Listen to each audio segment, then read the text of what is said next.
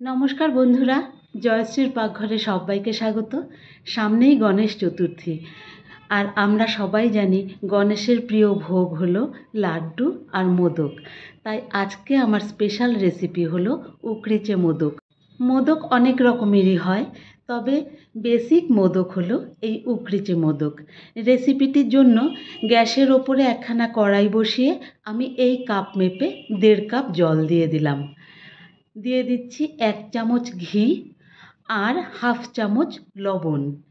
এবারে আমি জলটাকে ফুটতে দেব। জলটা যখন ফুটে উঠবে তখন ওই কাপ মেপেই 1 কাপ পরিমাণে চালের গুঁড়ো এর মধ্যে আমি দিয়ে দিচ্ছি। এটা বাজারের কেনা চালের গুঁড়ো।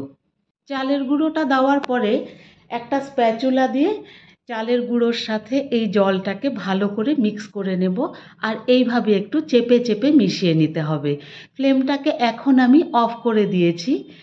এবারে এই স্প্যাচুলা দিয়ে ভালো করে মিশিয়ে নিয়ে এই মিশ্রণটাকে ঢাকা দিয়ে আমি 10 মিনিটের জন্য রেখে দিচ্ছি। এই রেখে দেওয়াটা কিন্তু খুব দরকারি। 10 মিনিট বাদে ঢাকনা সরিয়ে নিয়ে আর একবার আমি এই স্প্যাচুলাটা দিয়েই চেপে চেপে ভালো করে মেখে নেব এই গরম অবস্থাতেই। এই রকম স্মুথ হয়ে এলে একটা প্লেটের ওপরে আমি এই মিশ্রণটাকে নামিয়ে নিচ্ছি। এবারে একটু ঠান্ডা হয়ে গেছে, এখন হাত দিয়ে আটা মাখার মতো করে খুব ভালো করে মেখে নেব। ওপর থেকে আর 1 চামচ ঘি দিয়ে দিলাম, তাহলে পরে এটা হাতে আটকে যাবে না, আর মিশ্রণটাও খুব মিহি হবে। আর দেখতে হবে একটুও যেন ফেটে না যায়, সেই রকম করেই কিন্তু এটাকে মেখে নিতে হবে। একটা নরম নরম ডো তৈরি করে এই রকম করে রেখে দিলাম। দেখুন ডোটা কিন্তু বেশ সফট হয়েছে আর একটুও ফেটে নেই। এবারে এর ওপরে একটা ভেজা কাপড় দিয়ে আমি ঢেকে রেখে দেব। এটা 10 থেকে 15 মিনিট ঢেকে রাখলে পরেই মিশ্রণটা ফাটবে না। এখন আমি পুরটা তৈরি করে নিচ্ছি। সেজন্য কড়াইটাকে আরেকবার বসিয়ে দিয়ে এর মধ্যে 1 বাটি পরিমাণে নারকেল কোড়ানো দিয়ে দিলাম, আর সেই বাটিরই অর্ধেক বাটি পরিমাণে দিয়ে দিলাম আখের গুড়। গুড়ের সাথে নারকেলটাকে ভালো করে মিক্স করে নেব। এটা কিন্তু নাড়ুর মতো পাক আসলে পরে হবে না, একটু ঝুরঝুরে একটু নরম নরম হতে হবে। নারকেলের সাথে গুড়টা ভালো করে মিশে গেলে এর মধ্যে আমি দিয়ে দিচ্ছি সামান্য একটুখানি এলাচ গুঁড়ো, আর 1 টুকরো জায়ফলকে গ্রেটারে একটু গ্রেট করে দিয়ে দিচ্ছি। মোদকের মধ্যে কিন্তু জায়ফল দেওয়া হয়। আর দিয়ে দিচ্ছি কিছুটা ড্রাই নাটস, মানে কাজু আর আমন্ডকে কুচো করে এর মধ্যে দিয়ে দিয়েছি। এবারে সব কিছুকে একটু ভালো করে মিশিয়ে নেব। আবারও বলছি, নাড়ুর মতো পাক আসলে কিন্তু মোদক ভালো হবে না, ভেতরটা শক্ত হয়ে যাবে। সেজন্য একটু সফট সফট রেখে এই রকম হয়ে গেলে নামিয়ে নিচ্ছি পুরটাকে। পুরটাকে একটা বাটির মধ্যে রেখে দিয়েছি, আর নিয়ে নিয়েছি 1 চামচ ঘি। এবারে অল্প অল্প করে এই চালের গুঁড়োর মিশ্রণটাকে আমি হাতের মধ্যে নিয়ে নিচ্ছি। হাতটাকে আগেই ভালো করে পরিষ্কার করে নিয়েছিলাম, চাইলে একটু ঘিও লাগিয়ে নেওয়া যেতে পারে। এবারে আঙুলের সাহায্যে এই রকম করে চেপে চেপে একটা বাটি মতো তৈরি করব। ওপর দিকটা কিন্তু একটু ফেটে যাবে, তাতে কোনো অসুবিধে নেই।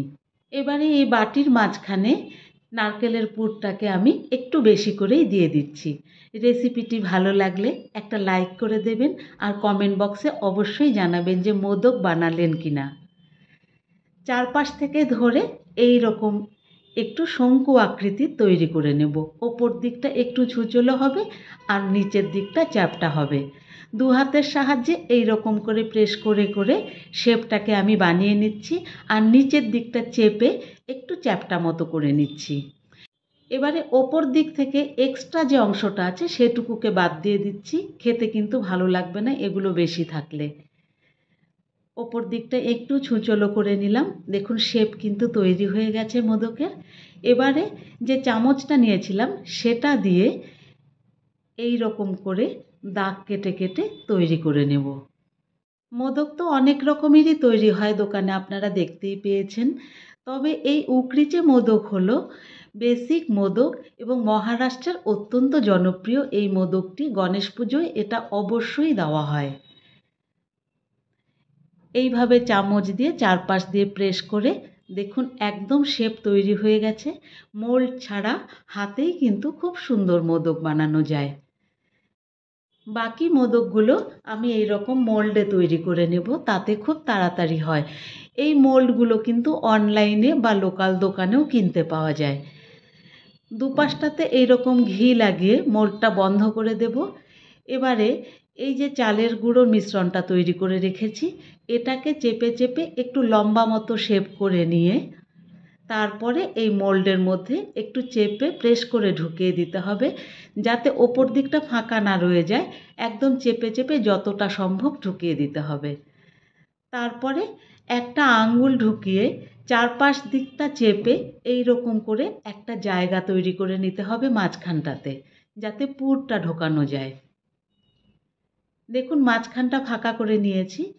এবারে এখানে এই পুরটাকে একই রকম একটু লম্বাটে শেপ করে পুরটাকে আমি চেপে ঢুকিয়ে দেব।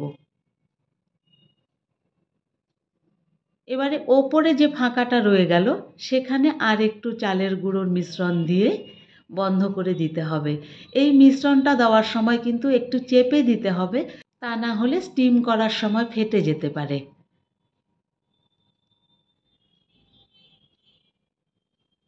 খুলে নিচ্ছি। তৈরি হয়ে গেছে আর একখানা মোদক। আর হাতে তৈরি করা আর মোল্ডে তৈরি করার মধ্যে কিন্তু খুব বেশি শেপের ডিফারেন্স হয়নি, তবে মোল্ডে তৈরি করলে সময়টা একটু কম লাগে। মোদকের মোল্ডের সাইজের উপরে নির্ভর করছে 1 কাপ চালের গুঁড়োয় কতগুলো হবে। আমার 13খানা মোদক তৈরি হয়েছিল।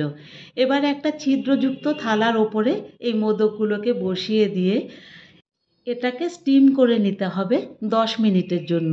কড়াইতে জল আগে থেকেই বসিয়ে দিয়েছিলাম। ফুটন্ত জলের উপরে এই প্লেটটা বসিয়ে ঢাকা দিয়ে 10 মিনিট স্টিম করে নেব।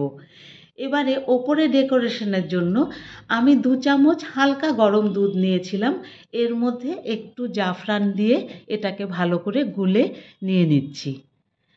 10 মিনিট বাদে মোদকের প্লেটটা নামিয়ে নিলাম। আমি একটু ঠান্ডা হবার পরে তারপরে এগুলোকে সরিয়েছি, তা না হলে এগুলো ভেঙে যেতে পারে, খুবই নরম থাকে। প্লেটের ওপরে সব মোদকগুলোকে সাজিয়ে নিলাম। এবারে জাফরান গোলানো যে দুধটা রেখেছিলাম সেটা 1 থেকে 2 ড্রপ করে প্রত্যেকটা মোদকের উপরে আমি দিয়ে দিচ্ছি। কেউ চাইলে এই দুধ জাফরানের জায়গায় ফুড কালারও ব্যবহার করতে পারেন। আর এই জাফরানযুক্ত দুধটা দিলে পরে প্রথমে রঙটা বোঝা যাবে না, যখনই ঠান্ডা হবে তখনই দুর্দান্ত রং হবে। আর এই যে জাফরানের স্ট্রিংগুলো, এগুলোকে একটা একটা করে প্রত্যেকটা মোদকের ওপরে আমি দিয়ে সাজিয়ে নিয়েছিলাম। তৈরি হয়ে গেল উকড়িচে মোদক। একখানা ভেঙে দেখাচ্ছি কতখানি সফট তৈরি হয়েছে, আর খেতেও দুর্দান্ত।